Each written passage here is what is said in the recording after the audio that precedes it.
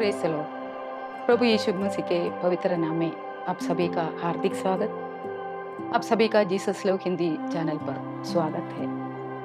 हम में से बहुत से लोग बाइबल पढ़ते हैं, लेकिन उसकी गहरी शिक्षाओं, इतिहास और उसमें छिपी परमेश्वर की योजना को पूरी तरह समझ नहीं पाते। इसी उद्देश्य से हमारी बाइबल यात्रा श्रृंखला आपके लिए एक आत्मिक अध्ययन की यात्रा है। हमारा एक ही लक्ष्य है, हर हिंदी भाषी व्यक्ति तक परमेश्वर के निस्वार्थ प्रेम को पहुंचाना। यदि आप हमारे चैनल पर नए हैं तो कृपया सब्सक्राइब करें और बेल बटन दबाकर इस बाइबल यात्रा में हमारे साथी बने। आइए अब आज के मुख्य अध्ययन की शुरुआत करते हैं। उत्पत्ति अध्याय 27 1 to 46 केवल एक परिवार की कहानी नहीं है, बल्कि नैतिकता, धर्मशास्त्र और इतिहास का एक महत्वपूर्ण मोड़ है। इस घटना के प्रत्येक चरण में हमारे लिए एक गहरी आत्मिक शिक्षाएं छिपी हुई है। पहला भाग, इसहाक का आत्मिक और शारीरिक अंधापन। इसहाक वृद्ध और दृष्टिहीन हो चुके थे।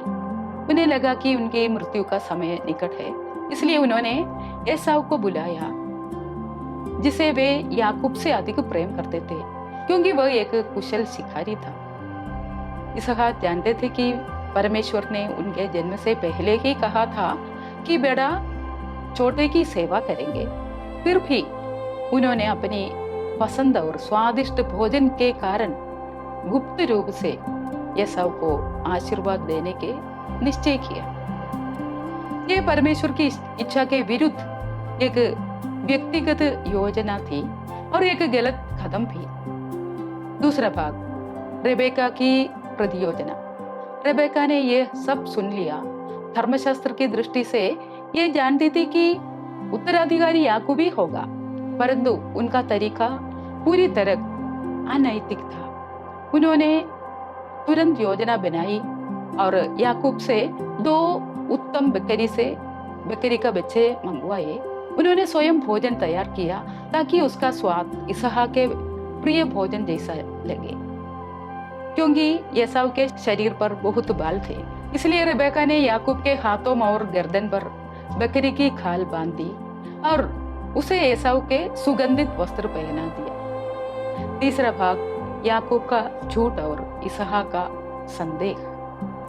जब याकूब भोजन लेकर अपने पिता के पास पहुंचा, तब एक अत्यंत तनावपूर्ण स्थिति उत्पन्न हुई। इसहाक को उसकी आवाज पर बार बार संदेह हुआ। उन्होंने कहा, आवाज तो याकूब की है, पर हाथ एसाव के हैं। जब इसहाक ने पूछा कि शिकार इतनी जल्दी कैसे मिल गया, तब याकूब ने बहुत बड़ा झूठ बोला। आपके परमेश्वर यहोवा ने मेरी सहायता की। यह परमेश्वर के पवित्र नाम का दुरुपयोग था। बाद में इसहाक ने याकूब को चुमने के लिए बुलाया।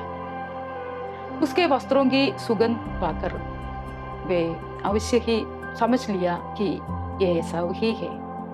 चौथा भाग, इसहाक का आशीर्वाद। इसहाक ने जो आशीर्वाद दिया उसमें 3 मुख्य बात थी। पहली, प्रकृति की भरपूरी, अर्थात आकाश की ओस और भूमि की उर्वरता, जिसे बहुत अन्न और दाखमधु प्राप्त होता। दूसरी, राजनीतिक प्रभुता, अर्थात अनेक जातियां उसके सेवा करेंगे। तीसरी, पारिवारिक अधिकार, अर्थात उसके भाई भी उसके सामने झुकेंगे। प्राचीन इब्राहिमी संस्कृति में आशीर्वाद केवल शब्द नहीं था, बल्कि एक कानूनी और आध्यात्मिक घोषणा थी, जिसे एक बार कह देने के बाद वापस नहीं लिया जा सकता था। इसके बाद हम एसाव के आगमन और उसके विलाप को देखते हैं। याकूब के निकलने के कुछ ही समय बाद एसाव लौट आया और सच्चाई सामने आई। तब इसहाक भाई से काम उठे। उन्हें समझ में आया कि वे परमेश्वर की योजना के विरुद्ध संघर्ष कर रहे थे और हार चुके थे। दूसरी ओर एसाव का कड़वाहट जो वो जोर जोर से रोने लगा। उसने याकूब को उसका नाम का अर्थ चल करने वाला कहकर दोषी ठहराया। लेकिन वो ये भूल गया कि उसने स्वयं पहले अपने पहलौठा होने का अधिकार केवल एक कटोर मसूर की दाल के बदले बेच दिया था। एसाव के रोने पर इसहाक का हृदय पिघल गया और उन्होंने उसे भी एक वचन दिया जो आशीर्वाद से अधिक भविष्यवाणी था। उन्होंने कहा कि वह उपजाऊ भूमि से दूर रहेगा, तलवार के बल पर जीवन बिताएगा, याकूब के अधीन रहेगा। परंतु एक समय ऐसा आएगा जब वह जुए को तोड़ देगा। इतिहास में एदोमियों के जीवन में ये भविष्यवाणी सच सिद्ध हुई। अध्याय के अंतिम भाग में हम देखते हैं कि यद्यपि रिबेका की योजना सफल हुई, परंतु इसकी बहुत बड़ी कीमत उन्हें चुकानी पड़ी। जब एसाव ने याकूब को मार डालने की योजना बनाई, तब रिबेका ने याकूब को भाग जाने के लिए कहा। उन्होंने सोचा कि कुछ दिनों बाद परिस्थिति शांत होने पर वो वापस आ जाएगा, लेकिन इतिहास गवाह है कि रेबेका अपने प्रिय पुत्र को फिर कभी जीवित पर देख नहीं।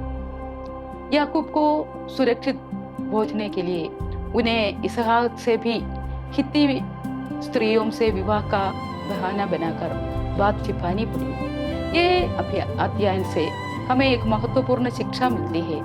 परमेश्वर चाहते कि याकूब आशीर्वाद पाए, लेकिन रेबेका और याकूब ने झूठ और छल का सहारा लेकर अपने जीवन में दुख और अशांति को बुला लिया। परमेश्वर टेढ़ी रेखाओं को भी सीधा करने वाला परमेश्वर है, परंतु मनुष्य को अपने पापों का परिणाम अवश्य भोगना पड़ता है।